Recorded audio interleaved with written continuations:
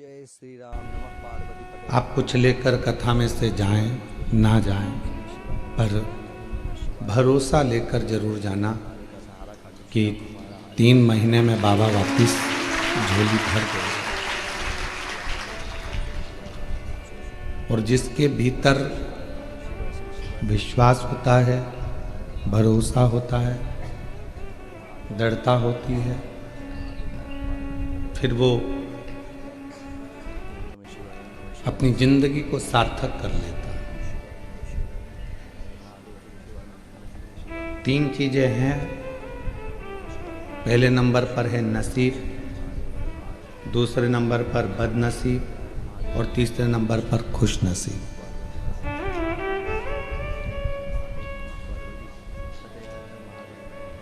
परमात्मा ने जो देकर भेजा आपको,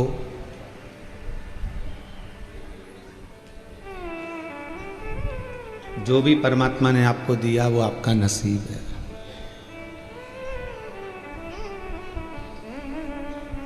और परमात्मा ने जो दिया उसके बाद भी आप अगर संतुष्ट नहीं हो तो वो आपका बदनसीबी है।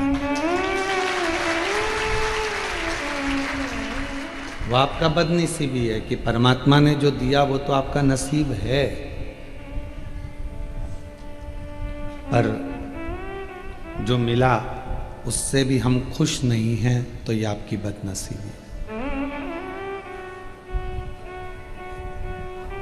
जो मिला उसमें संतुष्टि है तो समझ लो आप खुश नसीब हो। परमात्मा ने आपको बहुत कुछ। आज दुनिया के लोगों की सबसे बड़ी तकलीफ एक है कि जितना है उसमें संतुष्टि नहीं।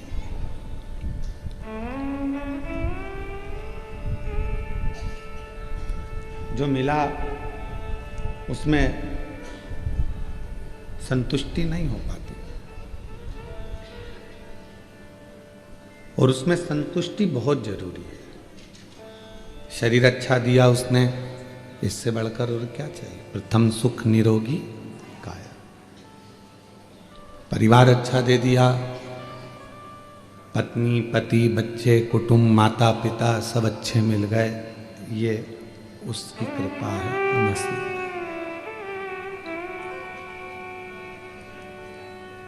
मान लो 7 दिन में से अगर 1 दिन भी आप कथा के पंडाल तक पहुंच गए तो ये आपकी खुशनसीबी है।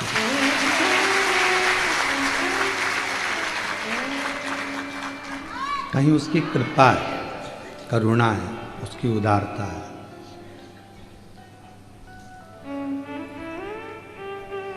कभी रोज आपको कथा में कहा कि कभी अपनी किस्मत का रोना मत रो। मैं इतनी परेशान, मैं इतनी दुखी, मैं इतनी तकलीफ में, मैं इतनी कष्ट में, मुझे ये तकलीफ है, मुझे वो तकलीफ है। बाबा के पास जाओ, 1 लोटा जल चढ़ाओ और अपने आप को खुश नसीब समझो कि जो दिया परमात्मा ने वो कम नहीं।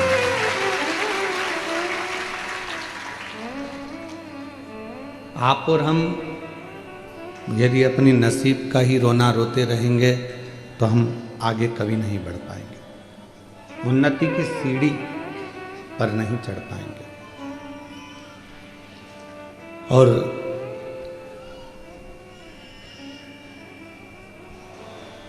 भगवान को तो रोज धन्यवाद दिया करो जाकर कि तेरी उदारता, तेरी करुणा, तेरी कृपा इतनी है कि तूने हमको संभाल रखा।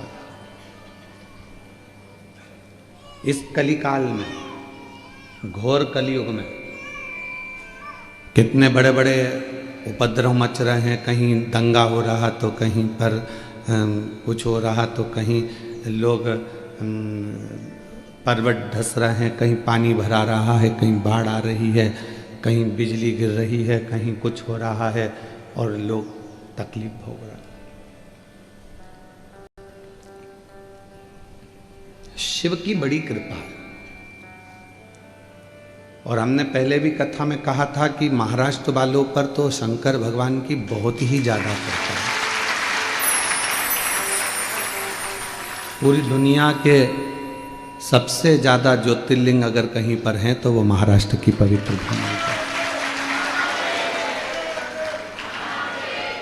कभी कभी तो हमको जलन होती तुमसे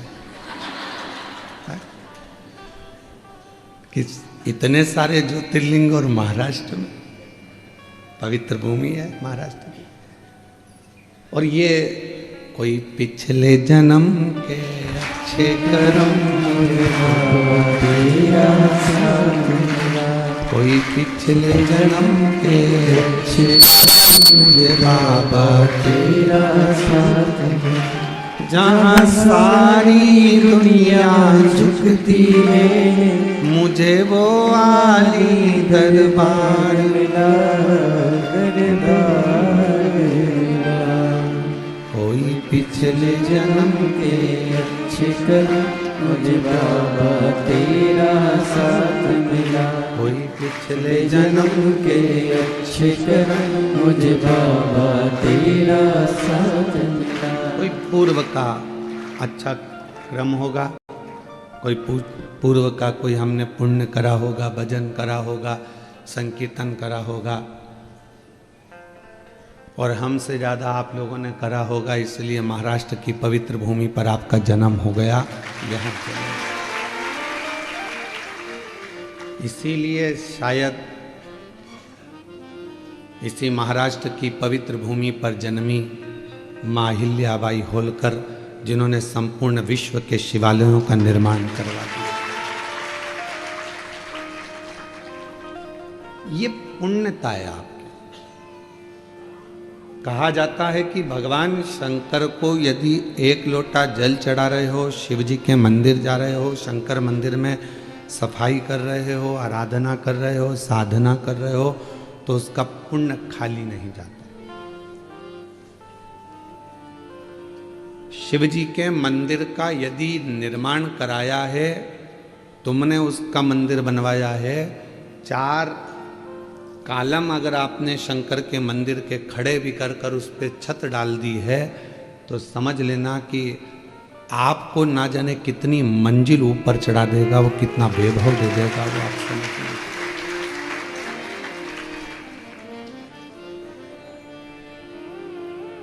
शिव की आराधना करने से पहले, शंकर भगवान की कथा श्रवण करने से पहले, या शिव से जुड़ने से पहले का समय निकाल कर देखो कि आपकी जिंदगी क्या थी।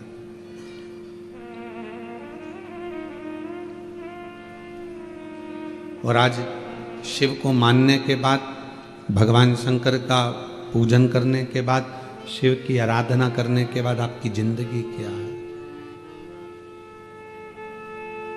रावण को जब सोने की लंका दे सकता है, सर्वस्व सुख राजा श्वेत को दे सकता है, दुनिया की हर दौलत संपदा वो अपने पास में ना रखकर दुनिया को दे सकता है, तो फिर आप तो एक लोटा जल लेकर उसके मंदिर जा रहे हो, साधना करने जा रहे हो, तो वो क्या आपको नहीं देगा।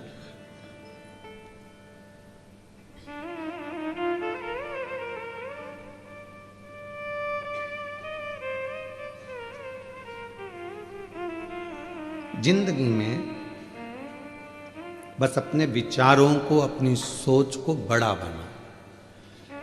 आज के बेटे, आज की बेटियां अपनी सोच को बड़ा नहीं बना पाती। एक बेटा को, एक बेटी को अगर थोड़ा पैसा दे दिया जाए और कहा जाए कि इसको ले जाओ, ये तुम्हारे लिए है, तुम्हें जैसा यूज करना करो, सबसे पहले वो बाजार जाएगा और गाड़ी खरीदेगा, एक अच्छा मोबाइल खरीदेगा, कपड़े खरीदेगा और आ जाएगा। वही पैसा घर के एक पिता को दिया जाए कि इसको तुम्हें यूज करना है, तो वो सबसे पहले प्लाट खरीदेगा, मकान खरीदेगा, दुकान खरीदेगा, प्रॉपर्टी खरीदेगा। दोनों में अंतर है। बेटे को भी पैसा मिला और बाप को भी पैसा मिला। बेटे ने गाड़ी खरीदी, मोबाइल खरीदा, कपड़े खरीदे, घड़ी खरीदी। अब तुमने मोबाइल खरीदा 1.5 लाख रुपए का, लेकर आने के बाद वो 1.5 लाख में वापस बिक जाएगा क्या? बोलो, जम के बोलो। नहीं। गाड़ी तुमने शोरूम से खरीद कर बाहर लेकर आए 5 लाख की, 7 लाख की, क्या वो 7 लाख में वापस बिक जाएगी क्या? नहीं। कपड़े तुमने शोरूम से खरीदे 5,000 रुपये के, क्या वो कपड़े वापस 5,000 में बिक जाएंगे क्या? नहीं। घड़ी तुमने खरीदी 10,000 की, क्या वो घड़ी वापस 10,000 में बिक जाएगी क्या? नहीं। पर तुमने जो खरीदा वो नीचे गिरता चले गया, पर बाप ने जो खरीदा वो प्रॉपर्टी, वो प्लाट, वो मकान की कीमत बढ़ती है। दोनों की सोच अलग है। आज की सोच केवल गाड़ी, मोबाइल और फ्लैट तक है। आज के नवयुवक बेटा बेटी, आज की बहुओं की, आज के बेटों की सोच केवल गाड़ी, मोबाइल और फ्लैट, इसके सिवा उसकी सोच आगे जा नहीं रही है। पर पुराने लोगों की जो सोच होती थी, वो जमीन खरीदते थे, वो प्लाट खरीदते थे, वो मकान बनाते थे, जायदाद बनाते थे, जिससे हमारी आने वाली पीढ़ी इसका भोग कर सके। और जब दुख आए, जब तकलीफ आए, जब कष्ट आए, तो वो मकान, वो प्लाट, वो जमीन, वो जायदाद काम। दोनों की सोच अलग है। हम कहेंगे ऐसा नहीं है कि आप गाड़ी ना खरीदें, आप मोबाइल ना खरीदें, आप कपड़े ना खरीदें, खूब अच्छे खरीदो, तुम्हारी कैपेसिटी जितनी है, आपको हम मना नहीं करेंगे, खूब एंजॉय करो, पर साथ में आने वाला समय कैसा है उसके लिए थोड़ा साध कर अपनी जिंदगी को चलो, क्योंकि जीवन बड़ा बहुत विचित्र है, बहुत विचित्र। कई लोग कहते हैं गुरुजी आप भगवान से कभी कुछ नहीं मांगते, हम कहते मांगते, हम भी मांगते हैं। क्या मांगते हो? बस यही मांगते हैं कि जो शिव महापुराण की कथा में आए उसकी झोली खाली ना रह जाए, इतनी कृपा करो।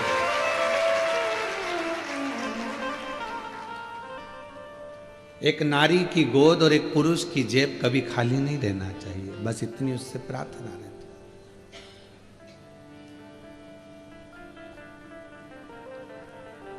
अपने लिए तो कहा जब हम जगत के लिए मांगेंगे तो अपने लिए तो खुद दे देगा। हम अपने लिए जोड़ते हैं तो जगत का छूट जाता।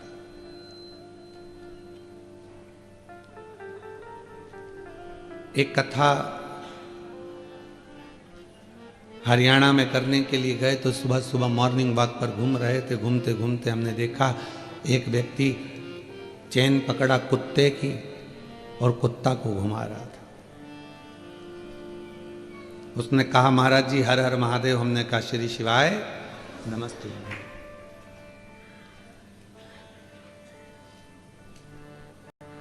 व्यक्ति बोला और महाराज जी आप कैसे हैं? हमने कहा बहुत बढ़िया। हमने कहा तुम कैसे हो? हमने कहा, वो कहा बस आशीर्वाद है, कृपा है। मैंने कहा तुम कुत्ते की चेन पकड़े हो? कहा हाँ। पर हमने कहा हमको नहीं लगता कि तुम कुत्ते की चेन पकड़े, हमें तो लगता कुत्ता तुम्हें पकड़ा। उसने कहा नहीं महाराज देखो यहाँ कौन कुत्ता ने पकड़ रखा है, कुत्ते के तो गले में बंधी और हम चेन पकड़े। हमने चेन पकड़ रखी है, ये तो कुत्ता बंधा हुआ है। नहीं, हमने कहा नहीं नहीं नहीं, ये कुत्ता नहीं बंधा है, तुम बंधे हो। कहा ऐसा हो आप खुद देखो ना। हमने कहा चलो ठीक है, कुत्ते की चेन खोलो, खोलो अभी की अभी। और जो कुत्ते की चेन खोली कुत्ता भागा तो वो उसके पीछे भागा, पकड़ के कुत्ते को लेकर आया, वापिस चेन में बांधा। हमने कहा अब बताओ कौन बंधा था? तुम्हारे पीछे कुत्ता नहीं भाग रहा, तुम कुत्ते के पीछे भाग रहे। हमने कहा कुत्ते जैसी समझदारी और कुत्ते जैसा त्याग और कुत्ते जैसा मोह से त्याग किसी के पास नहीं होगा, चाहे वो बड़े से बड़ा कोई भी हो। कुत्ते जैसा त्याग किसी के पास नहीं है। 1 करोड़ की भी गाड़ी खड़ी हो तो बाथरूम करके चला जाता है। आसक्ति नहीं है उस कुत्ते को उस गाड़ी के प्रति की 1 करोड़ की है, छोड़ो चलो, आसक्ति नहीं है उसकी।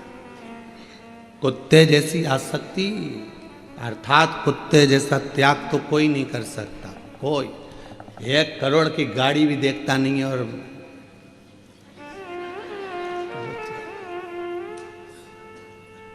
उसको मोह होता तो 1 करोड़ की गाड़ी पर सुसु करता,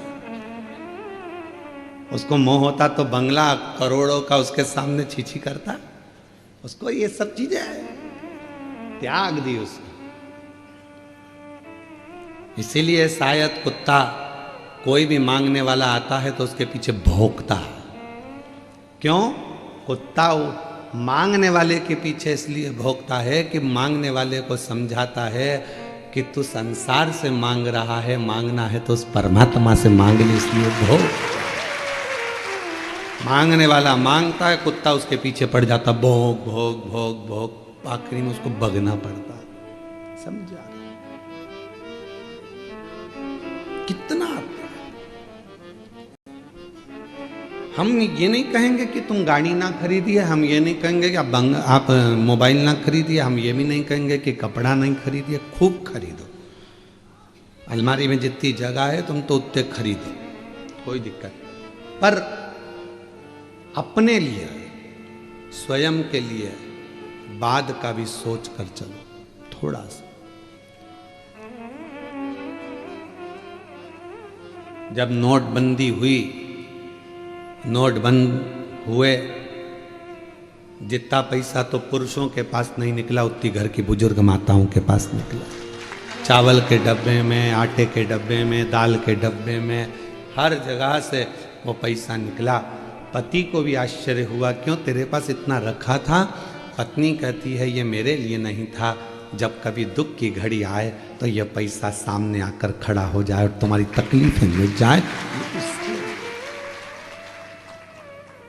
एक स्त्री कब अपने लिए मांगती है?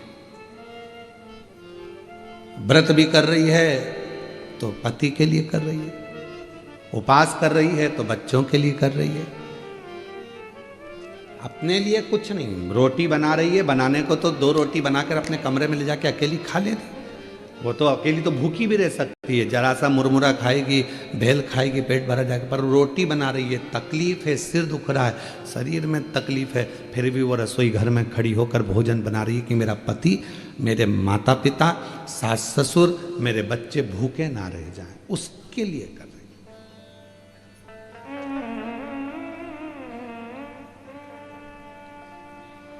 पर आज की सोच बड़ी विचित्र है।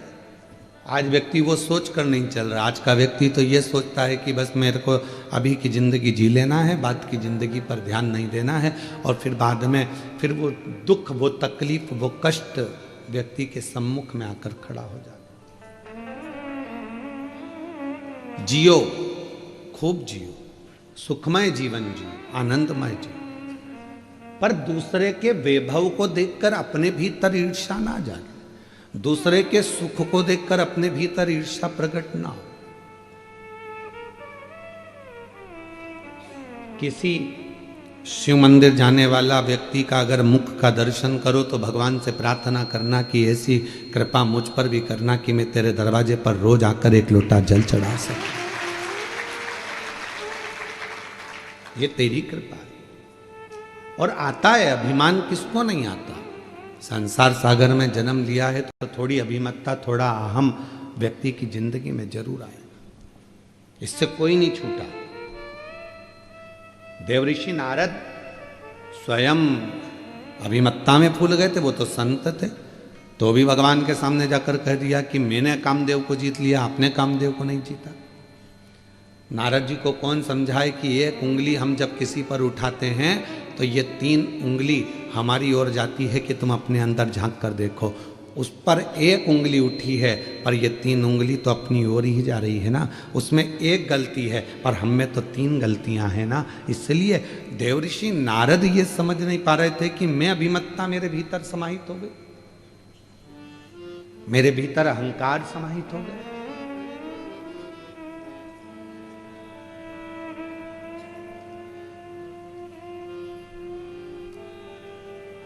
अपने भीतर अहमता, श्रेष्ठता नहीं देता। और यह अहमता केवल संसार के जीवों पर ही नहीं, स्वयं भगवान शंकर के ससुर हिमालय राज के मन में भी एक बार भाव उत्पन्न हो गया था। हिमालय राज के मन में भी भाव आया था कि पार्वती जी की माता मैनावती ने कहा कि पार्वती जी को विवाह करे, बहुत दिन हो गए, देखा नहीं है पार्वती जी को, चलो कहीं पार्वती से मिलकर आते हैं, एक बार चलते हैं, चलो तो सही।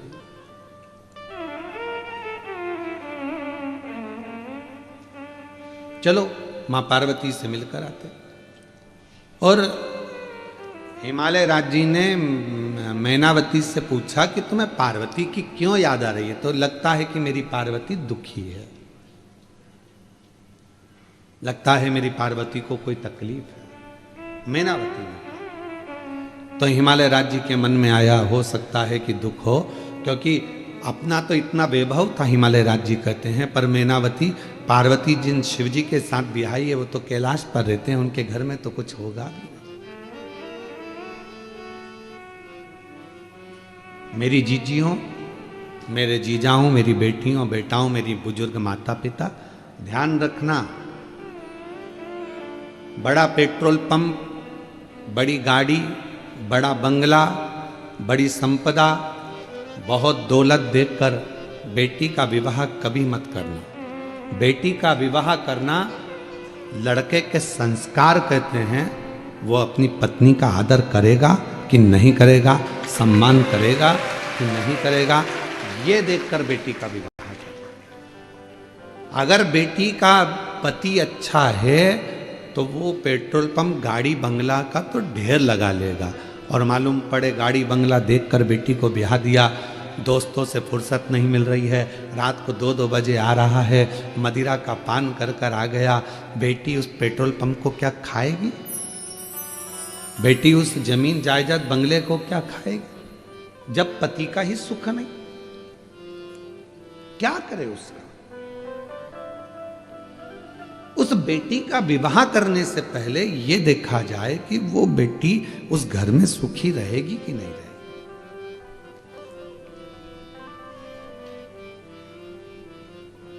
और कई बार हमने देखा है कि बेटी का भाग्य भी होना चाहिए महाराज। अगर भाग्य है तो जंगल में भी महल बना देती है, और भाग्य नहीं तो महल को भी कंगाल बना देती है। कभी कभी कोई लड़की का चरण ऐसा होता है कि वो विवाह कर कर आती है, कुछ नहीं था तो भी उसने गाड़ी बंगला सब बनवा दिया, और कोई ऐसी होती है बंगला गाड़ी के महल में आती है, पर उसके आने के बाद घाटा घाटा घाटा घाटा, आखिरी में दुख झेलना पड़ता। जनक जी ने विचार करा था क्या सीता जी बन जाएंगी 14 वर्ष के लिए?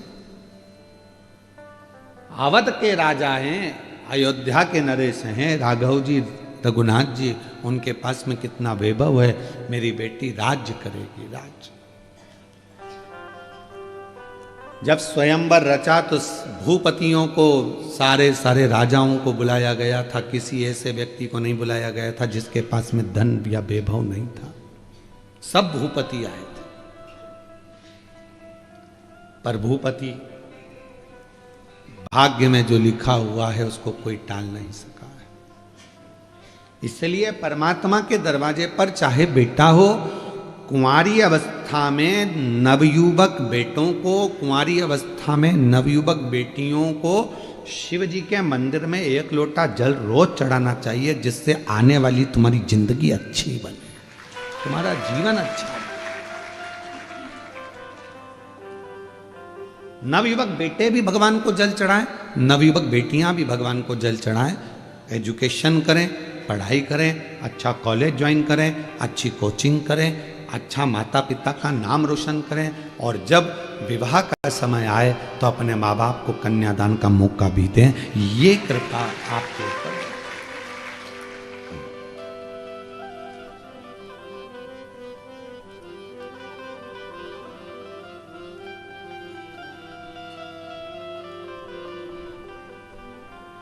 महाराज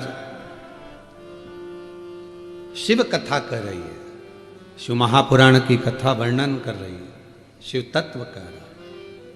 हिमालय राज्य के मन में यह भाव उत्पन्न हुआ कि मेरी बेटी हो सकता है तकलीफ में, कष्ट में।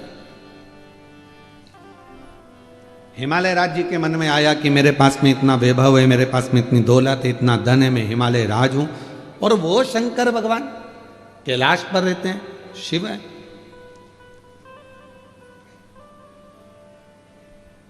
शिव है।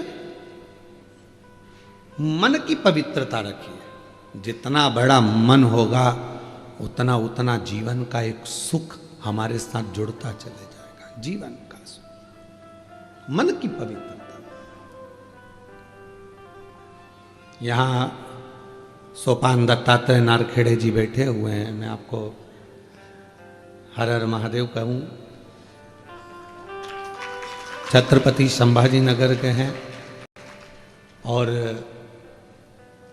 कुबेरेश्वर धाम जब लगभग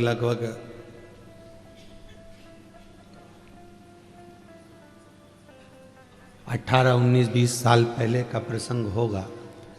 इतना तो क्रम इनके पास में भी नहीं था, पर एक बार जब ये बहुत पुराने जुड़े हुए हैं, उस समय बाबा के धाम जब आए थे तो बाबा का तो पूरा प्रांगण था, वन था, जंगल था, वहाँ तो गाड़ियाँ कोई अंदर जाती नहीं थी और कोई अंदर पहुँचता नहीं था।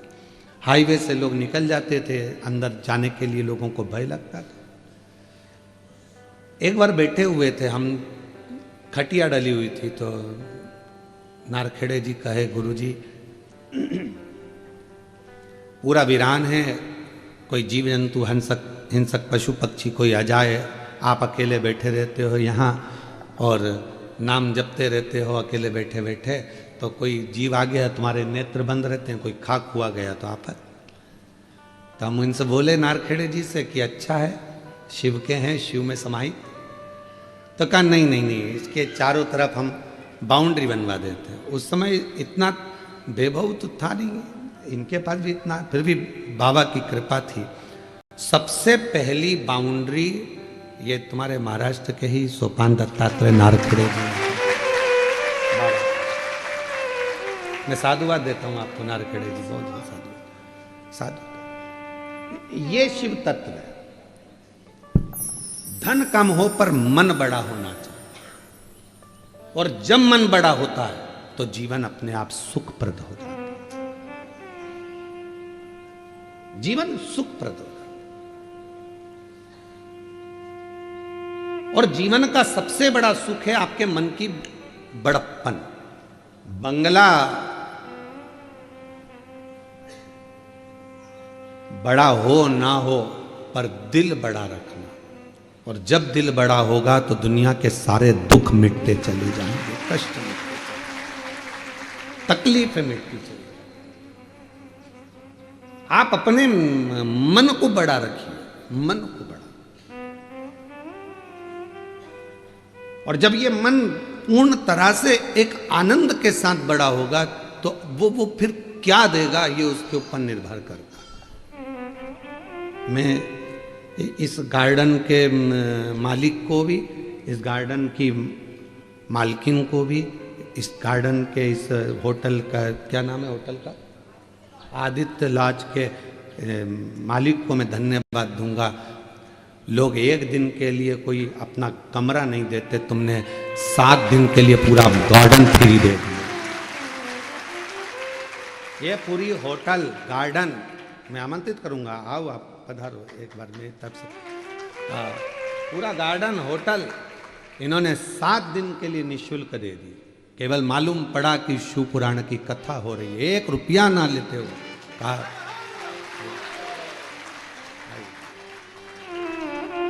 शिव शिव है। शंकर इसको कहते हैं मन का बड़प्पन होना चाहिए, मन का बड़ा होना चाहिए। धन से नहीं, दिल से जब बड़प्पन होती है, मन का व्यक्ति जब बड़ा होता है तो जीवन की सार्थकता अपने आप सिद्ध होती है।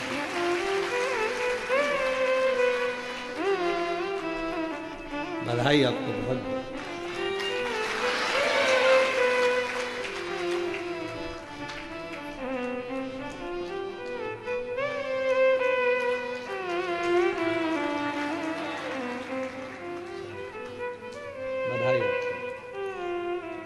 आज इतने शिव भक्तों के चरण इस गार्डन में पड़े, इतने शिव भक्तों ने कथा का रसतत्व ग्रहण किया, कितनी बड़ी कृपा है। मैं नारखेड़े जी आपको भी बुलाऊं, एक माला दो।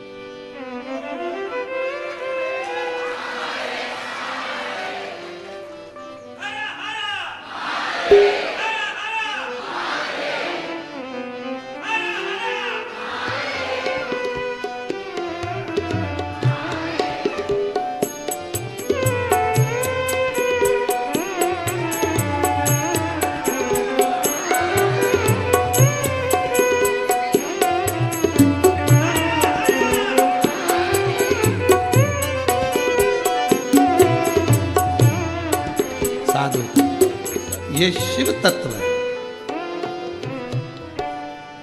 आज इतना बड़ा गार्डन, इतनी बड़ी व्यवस्था, 7 दिन तक निशुल्क देने के लिए भी मन का बड़प्पन चाहिए। मन बड़ा होना चाहिए, दिल बड़ा होना चाहिए। ये हृदय की बड़प्पन। महाराज, घर बड़ा है वो मायना नहीं रखता, आपका दिल कितना बड़ा है। मैं आपसे एक बात पूछूं, जलगांव की जीजियां उत्तर देना और जीजान भी उत्तर देना। जब तुम छोटे थे, बहुत बाल्यावस्था में थे, ईमानदारी से बोलना, चाहे तुम मायके में थे चाहे अपने घर में थे, छोटे थे तो अपने घर में हो गए, उस समय पर मेहमान ज्यादा आते थे कि नहीं आते थे? और आज घर बड़ा हो गया, व्यापार बड़ा हो गया, व्यवसाय बड़ा हो गया, तो बोलो ईमानदारी से, क्या मेहमान बढ़े? घट गए। क्यों? किसी के पास समय नहीं। और थोड़ा सा समय अगर परमात्मा देता भी है तो लोग प्रेम से मिल नहीं पाते, प्रेम वहां खत्म हो जाता, स्नेह वहां डाउन हो जाता। हिमालय राज जी के मन में आया कि मेरी बेटी के घर में कुछ भी नहीं है, तो उनने बहुत रतन, हीरे, माणिक, मोती, सोना, चांदी सब भर लिया रथों में और हिमालय राज लेकर चल दिए सब। कहां जा रहे हैं? अपनी बेटी को देने के लिए, बेटी को देने के लिए।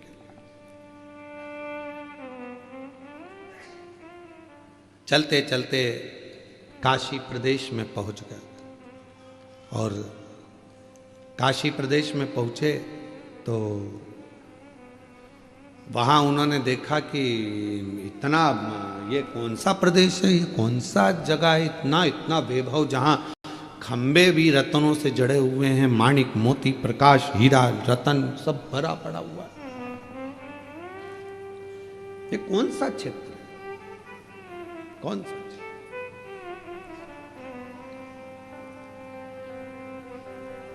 हिमालय राज ने मेनावती से कहा, जरा मैं पूछ के आता हूं कि ये कौन सी जगह है और कौन सा प्रदेश है। एक पथिक जा रहा था, उस पथिक को बुलाया हिमालय राज जी ने और पूछा कि ये कौन सा प्रदेश है? काशी खंड की कथा है स्कंद पुराण की, जरा सावधानी से सुनिएगा, जिंदगी को बनाने वाली। ये कौन सा प्रदेश है? कहा ये काशी है।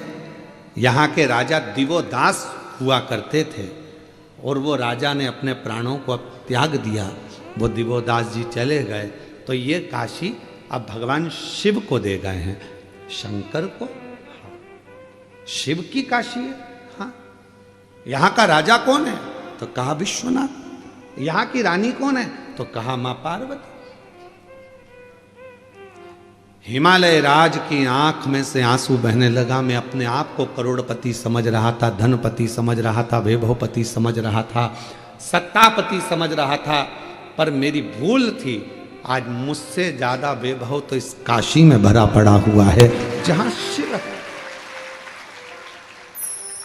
जहां शंकर रहते हैं, शंकर की कथा रहती है, शिव का गुणगान होता है, जिसके मुख से श्री शिवाय नमस्तुभ्यम निकलता है, जिसके घर से 1 लोटा जल रोज शंकर भगवान को चढ़ने के लिए जाता है, उस घर का सारा वैभव शिव देते हैं, शंकर प्रदान करते हैं। उस घर के वैभव को शिव बढ़ाते हैं। शंकर बड़ा।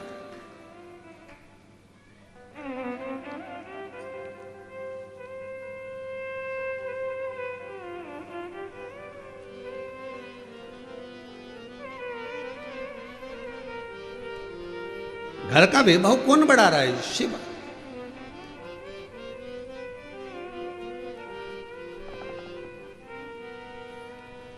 मथुरा में बिरला मंदिर है,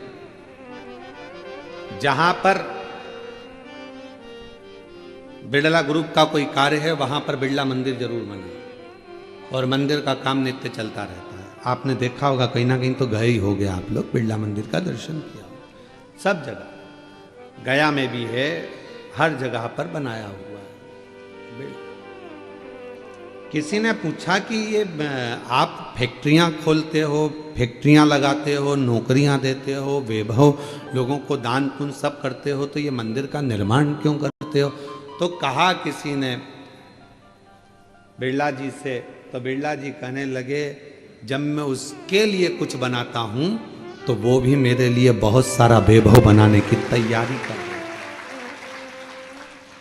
हम छोटा सा मंदिर का निर्माण करते हैं, हम छोटे से मंदिर को बनाते हैं। कई लोग कहते हैं अपनी भाषा में, जब लोग बंगला बनाते हैं तो बंगला बनाते से कह देते हैं, गुरुजी हमने इस बंगले में, मकान में भगवान का मंदिर बनाया है, देखो जरा कैसा है। गुरुजी मंदिर देखो कैसा लगा आपको? हमने इतने बड़े बंगले में भगवान का मंदिर बनाया है।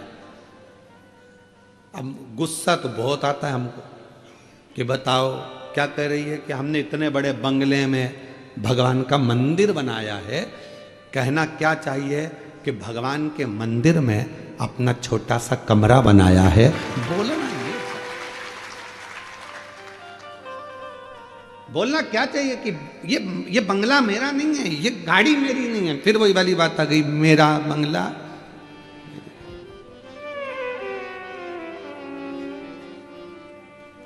मेरा बंगला मेरी गाड़ी, सब कुछ तेरो सरकार, मेरा तो कुछ नहीं, सब कुछ तेरो सरकार, मेरा तो कुछ नहीं। ये जितना वैभव है, जितनी गाड़ी है, जितना बंगला है, जितनी दौलत है, संपदा है,